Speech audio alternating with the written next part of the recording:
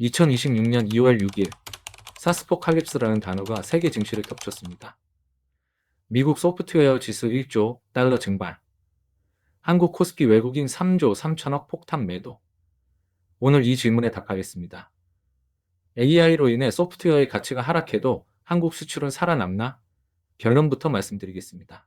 첫째, 공포는 과장입니다. 1조 달러는 크지만 2008년 금융위기 때 15조 달러 증발했습니다.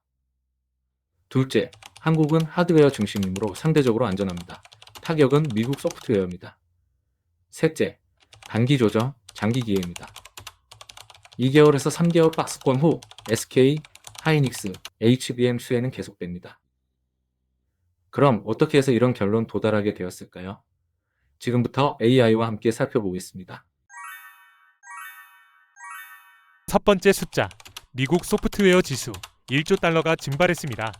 세일즈포스 26%, 서비스나우 31%, 어도비 20% 급락. 한 달 만에 시가총액 3분의 1이 사라졌습니다. 두 번째 숫자, 한국 코스피. 외국인이 3조 3천억을 던졌습니다. 장중 4,900선이 무너졌습니다. 개인은 2조를 샀지만 외국인은 매도했습니다. 세 번째 숫자, 2월 3일 엔스로픽이 발표했습니다. AI 에이전트가 소프트웨어를 대체한다. 그 순간 사스 구독 모델 붕괴 공포가 시작됐고 빅테크는 AI 투자 5,250억 달러를 발표했습니다. 비트코인은 6만 달러까지 밀렸습니다. 숫자만 보면 공포가 맞습니다. 하지만 이 숫자들 정말 믿을 수 있을까요? 먼저 구조를 보겠습니다. 기존엔 이랬습니다. 기업이 세일즈포스 같은 사스를 구독하고 사스 기업은 아마존 웹서비스 클라우드를 쓰고 아마존 웹서비스는 엔비디아 칩을 삽니다. 모두가 성장하는 선순환이었죠. 하지만 이제 이렇게 바뀝니다. 기업이 AI 에이전트를 직접 쓰면 세일즈포스는 건너뜹니다. 그런데 역설이 있습니다. 아마존 웹서비스와 엔비디아 수요는 오히려 증가합니다. 왜일까요? 핵심 질문입니다. 사스가 소멸하면 AI 인프라도 무너질까요? 답은 아니다입니다. AI 에이전트는 기존 사스보다 연산량이 100대 더 필요합니다. 엔비디아 고객 중 사스 기업은 5%뿐, 60%는 구글, 마이크로소프트, 메타입니다. 결론은 사스는 축소되지만 AI 인프라는 폭발합니다. 그렇다면 한국은 어떻게 될까요? 한국은 반도체 국가입니다. 소프트웨어가 아니라 하드웨어죠. 지금부터 저의 생각도 더하겠습니다. 첫 번째, 공포의 패턴은 항상 같습니다. 저는 이런 공포를 3번 봤습니다. 2000년 아이키 버블. 모두가 인터넷이 모든 오프라인을 파괴한다고 했죠. 당시 저는 부동산 시장을 보고 있었는데 상업용 부동산 공실률이 급등했습니다. 하지만 5년 뒤 스타벅스, 애플 스토어가 오프라인으로 부활했습니다. 2008년 금융위기, 외국인이 10조씩 빠지고 환율이 1,570원까지 폭등했습니다. 모두가 이번엔 진짜 끝이라 했죠. 하지만 2010년 삼성전자는 역대 최대 실적을 냈습니다. 2021년 반도체 공급 과잉 공포, 2023년 공급 폭탄이라며 코스피가 1100포인트 급락했습니다. 하지만 2024년 AI 붐으로 SK 하이닉스, HBM 수요가 폭발했습니다. 패턴이 보이시나요?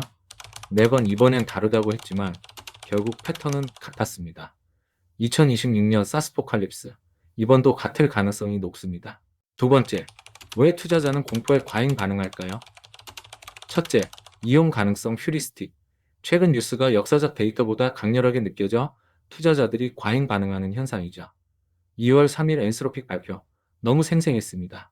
그래서 투자자들은 사스 즉시 소멸 확률을 80%로 과대평가했습니다. 실제 확률은 20% 정도인데 말입니다. 둘째, 확증 편향. 개인 투자자는 뭘 주로 봤을까요? 코스피 5천 돌파. 이것에 더 많은 관심을 두었습니다. 외국인 3조 3천억 이탈. 이것엔 소홀했습니다. 그 결과 5천 고점에서 2조를 샀습니다. 셋째, 손실 회피. 카너먼의 프로스펙트 이론입니다. 같은 100만 원이라도 손실의 고통이 이득의 기쁨보다 2배 큽니다. 세일즈포스 30% 급락, 공포 극대화, 엔비디아 40% 상승, 기쁨은 절반. 이 세 가지가 공포를 증폭시킵니다. 세 번째, 한국은 미국 충격에 강해졌습니다. 2008년 금융위기 때 한국 수출 의존도는 대미 25%였습니다. 외환보유고는 2천억 달러, 원 달러는 1,570원까지 폭등했고 GDP는 0.7% 추락했습니다.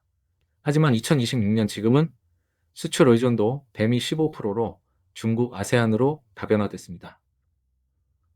외환 보유고는 4,200억 달러로 2배로 늘었습니다. 반도체 독점력은 HBM 60% 점유율입니다. 2008년은 금융 시스템 자체가 흔들렸습니다. 전방위 충격이었죠. 2026년은 소프트웨어 산업만 흔들립니다. 국지적 충격입니다. 이번은 2008년보다 훨씬 가볍습니다. 한국은 하드웨어가 강하고 미국은 소프트웨어 문제니까요. 자, 이제 시나리오입니다. 2주 후 어떻게 될까요? 시나리오 A, 투자 유지, 확률 60%. 빅테크가 AI 투자를 유지합니다.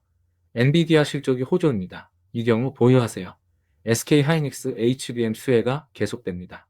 시나리오 B, 10% 감축, 확률 30%. 빅테크가 AI 투자를 10% 줄입니다. 코스피는 4,900에서 5,200박스권에 갇힙니다. 이 경우 비중을 30% 줄이세요. 현금을 확보하고 관망합니다. 시나리오 C, 30% 급강, 확률 10%. AI 버블이 붕괴합니다. 빅테크 실적 쇼크, 비트코인 5만 달러 붕괴. 이 경우 50% 손절하세요. 현금을 확보하고 폭락에 대비합니다. 제 판단은 시나리오 A 60%입니다. 근거는 세 가지입니다. 첫째, 외국인 이탈은 일시적입니다. 코스닥은 오히려 외국인이 728억 샀습니다. 만약 진짜 공포라면 코스닥도 팔았을 겁니다. 코스피만 판 건 대형주 차익 실현이란 뜻입니다. 둘째, AI 인프라 수요는 폭발합니다. 사스가 소멸해도 인프라는 안 줄어듭니다. 오히려 AI 연산량이 100배 증가합니다. 엔비디아 수혜는 계속됩니다. 셋째, 한국 반도체 펀더멘털이 강합니다. SK 하이닉스 HBM 60% 독점, 삼성, 마이크론과 기술 격차 2년.